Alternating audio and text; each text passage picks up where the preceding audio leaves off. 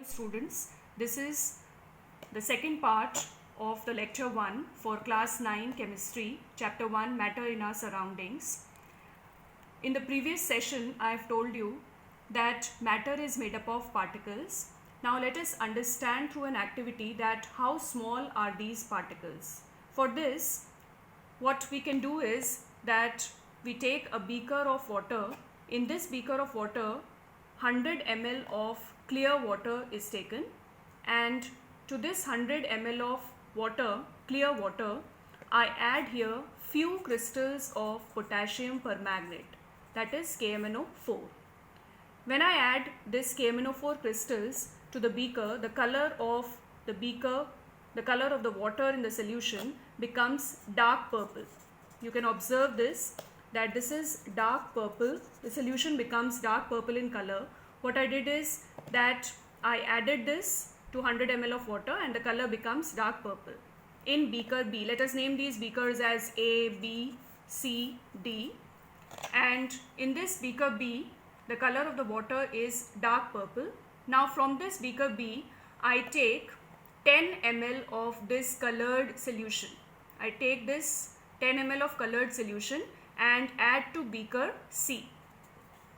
When I add this to beaker C, the water in the beaker C also becomes colored. Initially I took 90 ml, here I take 90 ml of clear water and I add 10 ml of colored solution to this. So this also becomes colored. The water in the beaker C also becomes colored, but you can observe that the color of the beaker C is lighter as compared to the water in the beaker B. Now again what I do is I take 10 ml of the colored solution from beaker C and add it to beaker D. This is also containing 90 ml of clear water. So when I add this colored solution, the color of the water in beaker D becomes more lighter.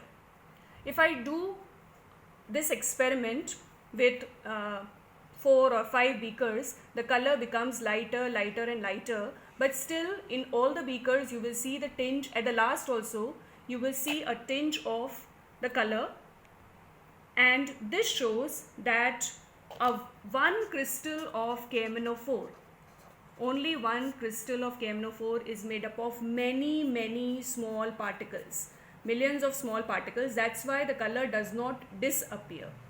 So this shows that the intensity of the purple color is decreasing and the color does not disappear because one small crystal of KMnO4 is made up of many small particles, right?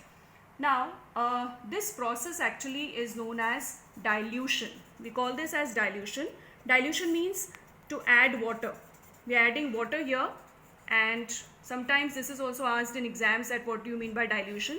So dilution process is when we add water to the solution. So this is known as dilution. So as we dilute, the intensity of the color decreases, but it remains, the color remains. Let us see this experiment. I have taken the glass of water here. I have taken many glasses of water here. I have taken 4 glasses of water. Suppose this is the first one.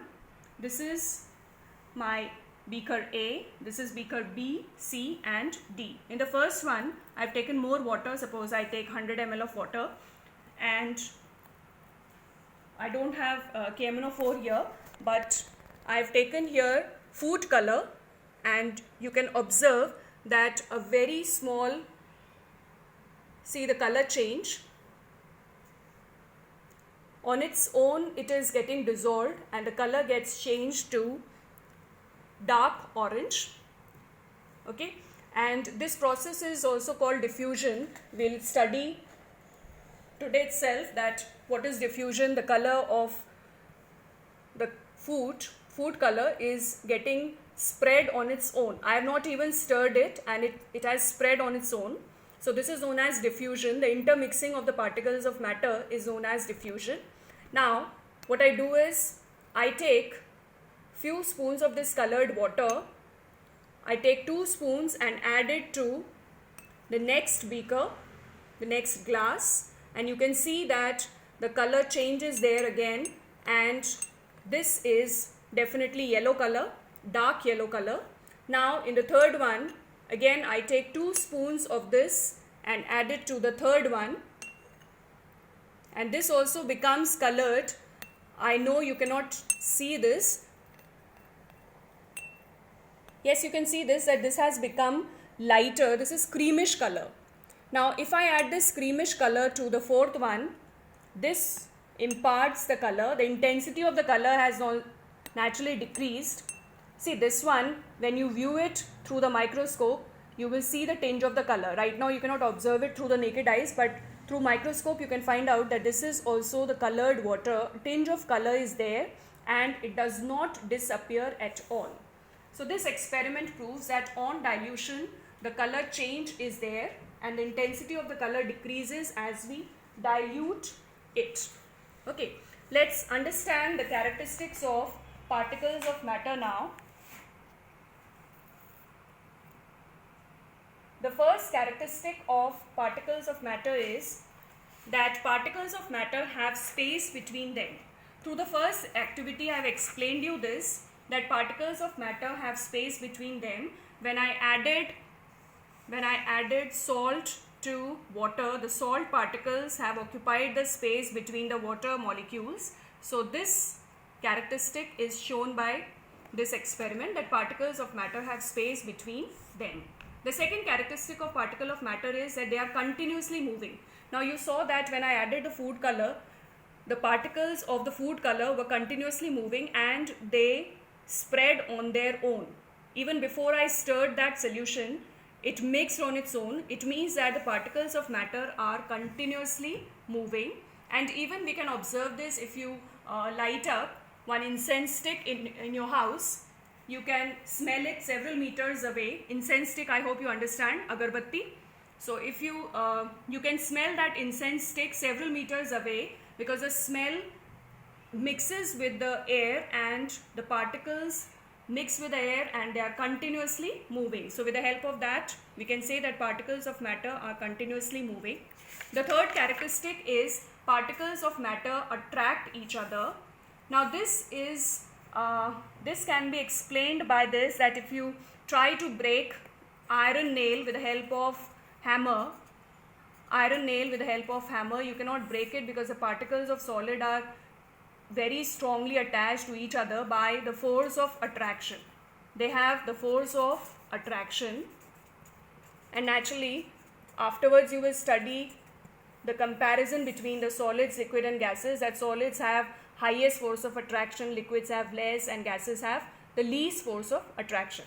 So the characteristic is that particles of matter attract each other, and if you hammer a chalk, if I take a chalk and hammer it, naturally it will break very soon, because here the force of attraction is there but it is less as compared to iron nail. The fourth characteristic is particles of matter are extremely small. This we have already viewed through the KMNO4 experiment. Okay, I hope all of you have understood that particles of matter are extremely small. They are made up of very, very small particles. Now you have to do one assignment in your chemistry registers which has the following questions. Question number 1 is, which of the following are matter? Glass, chair, heat, almonds, smell, air, smell of perfume, acid, water and love. Second question is, what are the characteristics of the particles of matter? Third is, define matter and diffusion. And fourth is, why the smell of a lighted incense stick reaches to us several meters away, but the smell of unlit incense stick does not. So these 4 questions you have to do in your chemistry register. Thank you. Be safe. Stay at home.